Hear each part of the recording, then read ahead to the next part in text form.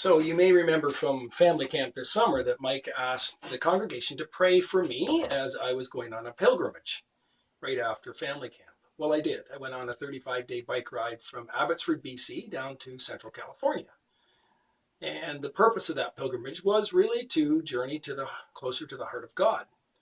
What's that look like? What's it feel like? What's it sound like? What do you do to do that? Well, I started riding and I said, God, I really want to hear from you. I just want to talk to you. I want to commune with you. How does that work? He's not here. I don't see him. But the very first day, he gave me a tool. I was riding along on my bike, and there on the side of the road was a tool, very clearly sitting right there. I stopped and picked it up without getting off my bike. This happened throughout the trip.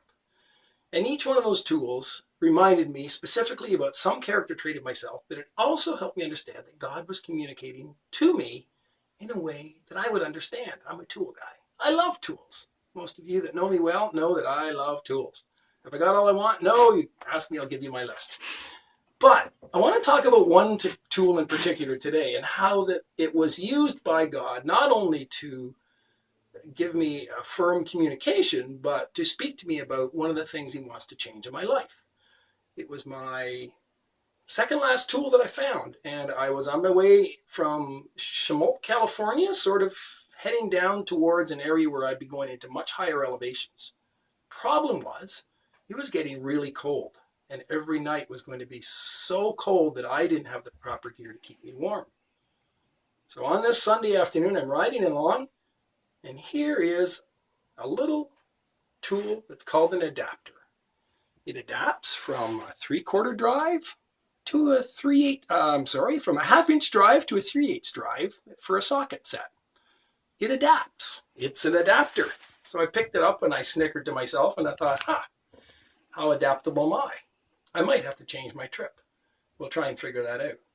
That night, laying on my bed in the lodge because it was going to be too cold to use my tent, I sat there and I hemmed and hawed about what I should do about my trip, because the next night I was going to go from about 7,000 to 10,000 feet and it was going to be -7.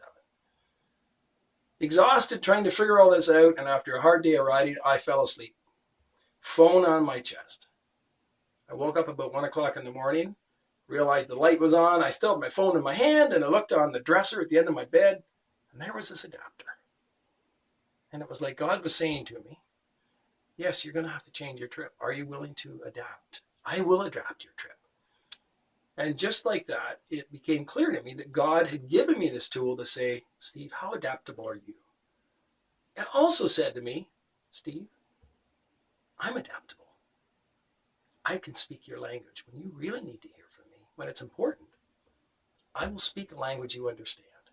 And I believe he'll do that for anybody. But on this particular day, then when I saw that, 2 o'clock in the morning, I opened up my phone and said, so where in the world am I here anyway? And I opened up my phone and said, where's the way out of these mountains? All I needed to do was get down out of the elevations so that it would be warmer for me to camp at night and finish my trip.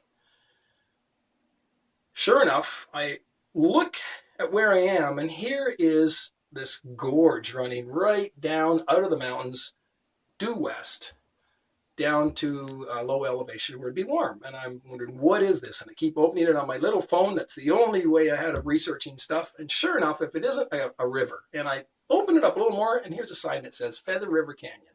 Well, since I was in grade 7, I dreamt of riding the Feather River Canyon. My geography teacher talked all about it. I never had a chance to go there. It was nothing to do with this trip. But God was saying, not only am I going to adapt your trip, but your swan song coming out of the mountains is going to be so beautiful if you're willing to be adaptable.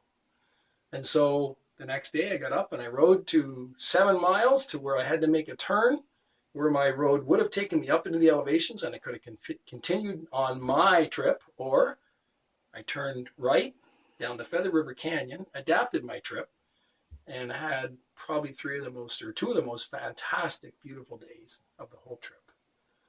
That's how I hear from God. That's one of the many ways I've heard from God.